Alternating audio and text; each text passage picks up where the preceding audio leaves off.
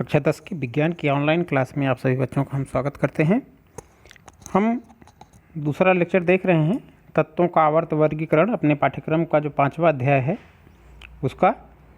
और इसमें इसके पहले वाले लेक्चर में हमने पढ़ा था कि कैसे मेंडलीफ ने तत्वों के वर्गीकरण का प्रयास किया, कैसे उनको आवर्त में और समूहों में वर्गीकृत किया था। खड़ी जो लाइनें थी वह ऊर्ध्व लाइनें वह समूह कहलाती थीं, जिन्हें हम ग्रुप या समूह कहते थे, और जो क्षैतिज लाइनें थीं उन्हें हम आवर्त या पीरियड कहते थे। लेकिन उस आवर्त सारणी में खूबियां होने के बावजूद कुछ कमियां रह गई थीं, जिसको सुधारने के बाद एक नई आवर्त सारणी का निर्माण किया गया, जिसे हम आधुनिक आवर्त सारणी के नाम से जानते हैं। तो आधुनिक आवर्त सारणी में क्या क्या परिवर्तन किए गए, किस आधार पे इसमें तत्वों को रखा गया, क्या विशेषताएं बताई गई, यह सारी चीज़ें हम इस आज के लेक्चर में देखेंगे। तो पहली चीज़, आधुनिक आवर्त सारणी के इतिहास के बारे में जान लें। सबसे पहले हेनरी मोजले ने बताया कि तत्वों के परमाणु द्रव्यमान की तुलना में उनका परमाणु क्रमांक या परमाणु संख्या, जिसे हम के नाम से जानते हैं, जेड से हम उसको डिनोट करते हैं, वह अधिक आधारभूत गुणधर्म है। इस आवर्त सारणी को निम्न प्रकार वर्णित किया जा सकता है। तत्वों के गुणधर्म उनकी परमाणु संख्या का आवर्ती फलन होते हैं। हम यह जान लें कि हमने मेंडलीफ को देखा था कि उन्होंने तत्वों के परमाणु भार को मूलभूत जो है गुणधर्म माना था कि उनके परमाणु भार के आधार पर तत्वों के गुणधर्म निर्धारित किए गए थे। लेकिन हेनरी मोजले ने बताया कि तत्वों के परमाणु द्रव्यमान की तुलना में उनके परमाणु क्रमांक या परमाणु संख्या वह अधिक आधारभूत गुणधर्म है। उनके आधार पर अगर हम गुणधर्मों के बारे में बात करें, गुणधर्मों का पता करें, तो वो अधिक सटीक होता है। इसी आधार पर उन्होंने कहा कि तत्वों के गुणधर्म उनकी परमाणु संख्या का आवर्ती फलन होते हैं। यह दोनों अंतर है मेंडलीफ के आवर्त सारणी में और आधुनिक आवर्त सारणी में, कि मेंडलीफ ने कहा था कि तत्वों के गुणधर्म उनके परमाणु भारों का आवर्ती फलन होते हैं, लेकिन आधुनिक आवर्त सारणी में हेनरी मोजले ने बताया कि तत्वों के गुणधर्म उनकी परमाणु संख्या के आवर्ती फलन होते हैं। किसी भी तत्व की परमाणु संख्या से हमें उसके परमाणु में जो कितने नाभिक, उसके परमाणु के नाभिक में कितने प्रोटॉन स्थित हैं, इस बारे में पता चलता है। और तत्वों के इसी परमाणु संख्या को जब आरोही क्रम में व्यवस्थित किया गया, तो तत्वों के गुणधर्मों का शुद्ध वर्गीकरण हमें प्राप्त हुआ। मतलब उनके परमाणु क्रमांक को आरोही क्रम में वर्गीकृत करने पे एक आवर्त सारणी हमें प्राप्त हुई, जिसमें तत्वों के शुद्ध गुणधर्म हमें प्राप्त हुए। इस आवर्त सारणी को, परमाणु क्रमांक को आरोही क्रम में व्यवस्थित करने के उपरांत जो प्राप्त हो रही है, उस आवर्त सारणी को आधुनिक आवर्त सारणी कहा जाता है। इस आवर्त सारणी की विशेषताएं क्या क्या हैं? 7 विशेषताएं हैं। पहली चीज, हाइड्रोजन को आधुनिक आवर्त सारणी में पहले स्थान पर रखा गया। यह एक समस्या थी मेंडलीफ के आवर्त सारणी में कि इसको हैलोजन के साथ 7वें समूह में रखा जाए या पहले समूह में रखा जाए। तो मोजले ने परमाणु क्रमांक के आधार पे आवर्त सारणी में हाइड्रोजन को पहले स्थान पर रखा। और दूसरी विशेषता थी कि आधुनिक आवर्त सारणी में 18 ऊर्ध्व स्तंभ बनाए गए, ग्रुप बनाए गए या समूह बनाए गए, जहां मेंडलीफ ने कुल 8 समूह बनाए थे। तो आधुनिक आवर्त सारणी में कुल 18 समूहों में उसे वर्गीकृत किया गया। आधुनिक आवर्त सारणी में 7 क्षैतिज पंक्तियां हैं, पहले हम 6 पढ़े थे, जिन्हें पीरियड या आवर्त कहा जाता है। आधुनिक आवर्त सारणी में जो 7, मेंडलीफ की आवर्त सारणी में जो 7 क्षैतिज पंक्तियां थीं, यहाँ पे 7 वह क्षैतिज पंक्तियां आवर्त या पीरियड इन्हें कहा जाता है। और वहाँ पे हमने देखा था कि इन्हें प्रथम श्रेणी, द्वितीय श्रेणी में बांटा गया था। यहाँ ऐसा कुछ नहीं किया गया था। आधुनिक आवर्त सारणी में जो पहले ग्रुप में रखे गए तत्व थे वह क्षारीय धातुएं थीं, जैसे कि लिथियम, सोडियम, पोटेशियम। इन सब धातुओं को पहले ग्रुप में रखा गया था आधुनिक आवर्त सारणी में। इस आवर्त सारणी के अंतिम यानी 18वें ग्रुप में अक्रिय गैसों को रखा गया। मेंडलीफ ने इन्हें कहाँ रखा था? अलग से उस समय नहीं जोड़ा गया था, बाद में इन्हें 8वें समूह के रूप में जोड़ दिया गया था। लेकिन बाद में इस आधुनिक आवर्त सारणी में इनके लिए एक व्यवस्थित ग्रुप दिया गया, 18वां ग्रुप अक्रिय गैसों के लिए रखा गया। आवर्त सारणी में बाएं भाग में हाइड्रोजन को छोड़ करके धातुओं को रखा गया है और आवर्त सारणी के दाएं भाग में उपधातुओं तथा अधातुओं को रखा गया है। दो आवर्तों को अलग से सारणी के नीचे रखा गया है, जिन्हें हम लैंथेनाइड तथा एक्टिनाइड आवर्त कहते हैं के नाम से जानते हैं। तो दाएं भाग में उप धातुओं को, हाइड्रोजन को छोड़कर सभी धातुएं दाएं भाग में आवर्त सारणी में रखी गई हैं और बाएं भाग में और दाएं भाग में उपधातुओं तथा अधातुओं को रखा गया है और साथ ही दो आवर्त अलग से भी रख दिए गए हैं आवर्त सारणी के नीचे बाहर, जिन्हें लैंथेनाइड तथा एक्टिनाइड आवर्त कहा जाता है। तत्वों की क्या स्थिति है आवर्त सारणी में? आधुनिक आवर्त सारणी में एक ही समूह के जो तत्व होते हैं, आधुनिक आवर्त सारणी की जो में तत्वों की जो स्थिति होती है, वजह होती है कि इस आवर्त सारणी में एक ही समूह के जो तत्व होते हैं उनके संयोजकता इलेक्ट्रॉनों की संख्या समान होती है। मतलब ग्रुप नंबर 1 में जितने तत्व रखे हैं सबकी संयोजकता समान होगी। इससे पता चलता है कि आधुनिक आवर्त सारणी में समूह तत्वों के बाहरी कोश के सर्वसम इलेक्ट्रॉनिक विन्यास को दर्शाता है। मतलब किसी भी तत्व की सबसे बाहरी कक्षा में कितने परमाणु हैं, यह निर्धारित करता है कि वह तत्व किस समूह में रखा जाएगा। जैसे सबसे बाहरी कोश कक्षा में 1 इलेक्ट्रॉन है तो उसे समूह 1 में रखा गया, 2 हैं तो 2 में रखा गया। तो सबसे बाहरी कोश में इलेक्ट्रॉनों की संख्या के आधार पे तत्वों को समूह में रखा गया था। मतलब उनका समान इलेक्ट्रॉनिक विन्यास, सर्वसम इलेक्ट्रॉनिक विन्यास या बाहरी कोश का दिखाता है। यद्यपि अगर हम ऊपर से नीचे जाते हैं इस आवर्त सारणी में तो कोशों की संख्या बढ़ जाती है, लेकिन उसके सबसे बाहरी कक्षा में स्थित इलेक्ट्रॉनों की संख्या हमेशा समान रहती है।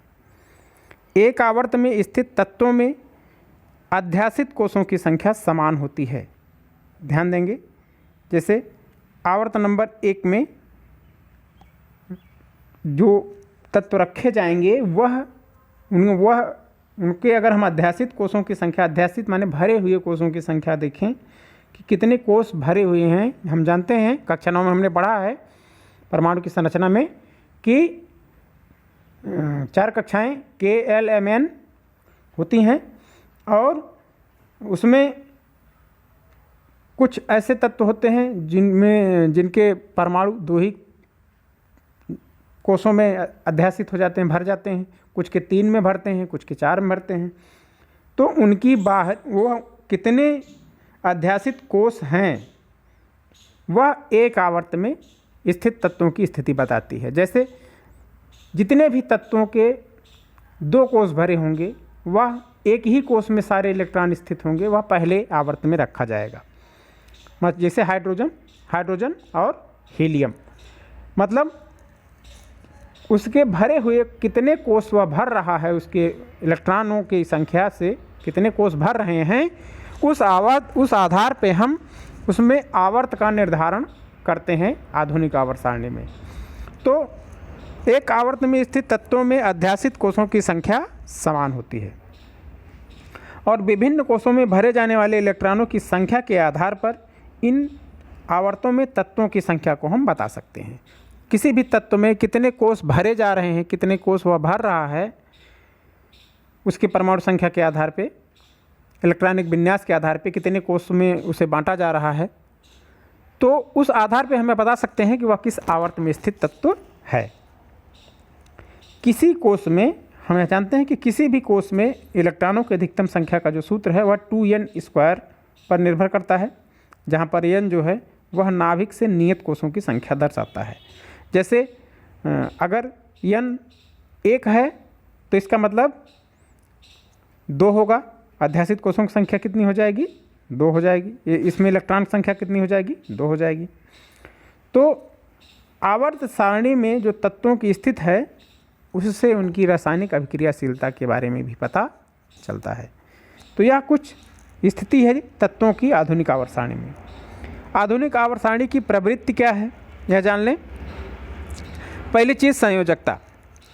किसी भी तत्व की संयोजकता, हम पढ़े हैं संयोजकता के बारे में कक्षा 9 में।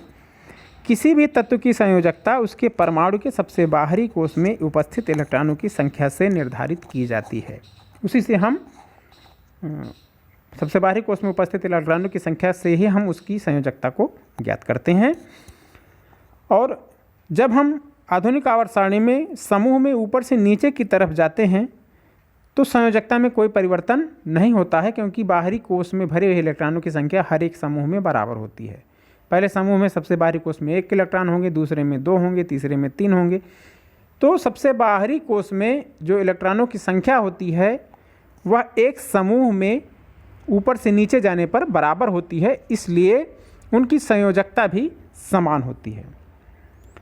तो कोई परिवर्तन नहीं होता है समूह में जब हम ऊपर से नीचे चलते हैं। जबकि आवर्त में अगर हम चलते हैं बाएं से दाएं जाते हैं तो मध्य तक जब हम जाते हैं आवर्त सारणी में, शुरू से लेके प्रारंभ से लेके मध्य तक संयोजकता क्रमशः बढ़ती जाती है। और जैसे जैसे हम मध्य से फिर और दाएं तरफ बढ़ते हैं तो क्या होता है कि वह संयोजकता कम होने लगती है। मतलब प्रारंभ से लेके मध्य तक पहले बढ़ती है संयोजकता तत्वों की आवर्त में, और फिर आवर्त में जब हम और दाएं जाते हैं तो क्रमशः वैसे ही घटती जाती है किसी भी तत्व की संयोजकता जो उस आवर्त में स्थित होते हैं। दूसरी विशेषता है, प्रवृत्ति है परमाणु की साइज। परमाणु की साइज से मतलब होता है परमाणु की त्रिज्या। कितनी त्रिज्या है उसी के आधार पर उसकी हम परमाणु की साइज को हम ज्ञात मानते हैं। जिसकी त्रिज्या ज़्यादा होगी उसका साइज बड़ा होगा, जिसकी त्रिज्या कम होगी उसका साइज छोटा होगा। तो किसी परमाणु के केंद्र से उसके बाहरी कोष की जो दूरी होती है वह परमाणु की त्रिज्या कहलाती है। किसी भी परमाणु के केंद्र से उसके बाहरी कोष की दूरी को ही हम परमाणु की त्रिज्या कहते हैं। जैसे हाइड्रोजन की परमाणु त्रिज्या सबसे कम 37 पिकोमीटर होती है और 1 पिकोमीटर में 10⁻⁻12 मीटर होते हैं। तो आवर्त सारणी में बाएं से जब दाएं ओर जाते हैं, क्या स्थिति है परमाणु की त्रिज्या की आवर्त सारणी में? जब आवर्त में हम बाएं से दाएं ओर जाते हैं तो परमाणु की त्रिज्या घटती है। परमाणु की त्रिज्या घटती है। क्यों घटती है? क्योंकि नाभिक में आवेश बढ़ने पर इलेक्ट्रॉन जो है वह नाभिक की ओर खींच जाते हैं, जिससे जैसे भरे हुए कोषों की संख्या तो समान होगी। जैसे दूसरे आवर्त की हम बात कर लें, दूसरे आवर्त में जितने भी तत्व हैं सब में 2 कोष भरे होंगे, K और L। तो 2 कोष सब में भरे हैं। भले ही बाद में जैसे जैसे हम बाएं की तरफ बढ़ते हैं, बाएं से दाएं की तरफ बढ़ते हैं, तो भले ही इलेक्ट्रॉनों की संख्या बढ़ जाती है, लेकिन परमाणु संख्या बढ़ती है, लेकिन चूंकि परमाणु संख्या बढ़ने से उसके नाभिक में धनावेश बढ़ता है और वह धनावेश बढ़ने के कारण इलेक्ट्रॉनों को अपनी तरफ खींच करके परमाणु की त्रिज्या को कम कर देता है। तो आवर्त में बाएं से दाएं ओर जाने पर परमाणु त्रिज्या घटती है।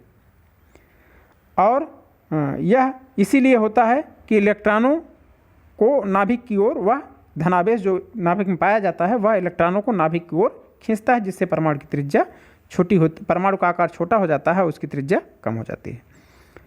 लेकिन अगर समूह में हम ऊपर से नीचे की ओर जाते हैं तो परमाणु का आकार और त्रिज्या बढ़ती है, क्योंकि हर आवर्त में पहले आवर्त में 1 कोष भरा होगा, दूसरे आवर्त में 2 कोष भरे होंगे, तीसरे आवर्त में 3 कोष भरे होंगे।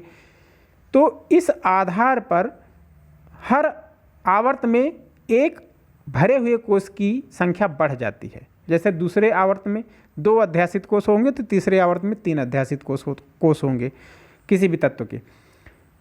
तो चूँकि भरे हुए कोषों की संख्या बढ़ जाती है, इसलिए परमाणु का आकार और उसकी त्रिज्या ऊपर से नीचे जाने पर बढ़ती है, क्योंकि हमेशा एक नया कोष आवर्त में ऊपर से नीचे जाने पर जुड़ जाता है। धात्विक और अधात्विक गुणधर्म। धातुएं आवर्त सारणी में बाईं ओर तथा अधातुएं आवर्त सारणी में दाईं ओर स्थित होती हैं। बाईं ओर धातुएं और दाईं ओर अधातुएं, जबकि मध्य में सिलिकॉन इत्यादि जो है वह अर्ध या उपधातुएं स्थित होती हैं। मध्य में बाईं ओर धातु, दाईं ओर अधातु, बीच में उपधातु या अर्धधातु। आवर्त सारणी में एक टेढ़ी मेढ़ी रेखा खींची हुई होती है। जब भी आवर्त सारणी देखेंगे हम, वह टेढ़ी मेढ़ी रेखा द्वारा धातुओं को अधातुओं से अलग किया जाता है। इस रेखा पर स्थित जो भी तत्व होते हैं, जैसे boron, silicon, germanium, arsenic, antimony, tellurium, polonium, इन धातुओं और इन तत्वों में धातुओं एवं अधातुओं के दोनों के गुण एक साथ प्रदर्शित होते हैं, इसलिए इन्हें अर्धधातु या उपधातु कहा जाता है। आवर्त सारणी में जब हम बाएं से दाएं जाते हैं तो तत्वों के इलेक्ट्रॉन त्यागने की प्रवृत्ति घटती है। इलेक्ट्रॉन त्यागने की प्रवृत्ति घटती है, जबकि समूह में ऊपर से जब नीचे जाते हैं तो उनके इलेक्ट्रॉनों को त्यागने की प्रवृत्ति जो है वह बढ़ती है। मतलब जब बाएं से दाएं चलेंगे तो धात्विक गुण घटेगा, मतलब इलेक्ट्रॉनों के त्यागने की प्रवृत्ति कम हो रही है। इसका अर्थ हुआ कि उनकी धात्विकता कम हो रही है, धात्विक गुण उनमें कम होता जा रहा है। और अगर ऊपर से नीचे की तरफ जाते हैं तो यह बढ़ता है इलेक्ट्रॉन त्यागने की प्रवृत्ति, इसका मतलब उनकी धात्विकता बढ़ती है। तो यह स्थिति होती है धात्विकता की। तो यह आधुनिक आवर्त सारणी की विशेषताएं हैं और इस आधार पे हम एक आधुनिक आवर्त सारणी मोजले ने तैयार की। तो आज की क्लास यहीं पर समाप्त होती है। इसमें हमने देखा कि आधुनिक आवर्त सारणी में जो धात्विक और अधात्विक गुणधर्म होते हैं वो कैसे होते हैं, किस प्रकार होते हैं, परमाणु साइज की क्या स्थिति है, आवर्त में समूह में संयोजकता कैसे परिवर्तित होती है, और उसके बाद हमने देखा उसके पहले कि आवर्त सारणी में तत्वों की क्या स्थिति है, कैसे वो स्थित हैं समूहों में और आवर्तों में, क्या विशेषताएं होती हैं, इसके बारे में पढ़ा। और आधुनिक आवर्त सारणी का विकास कैसे हुआ, किस आधार पर हुआ कि तत्वों के गुणधर्म उनकी परमाणु संख्या के आवर्ती फलन होते हैं। तो इस इतने टॉपिक्स में से कोई भी आपको अगर डाउट है तो आप हमसे कमेंट करके उसको क्लियर कर सकते हैं। बाकी मिलेंगे अगली क्लास में। शुभकामनाएं।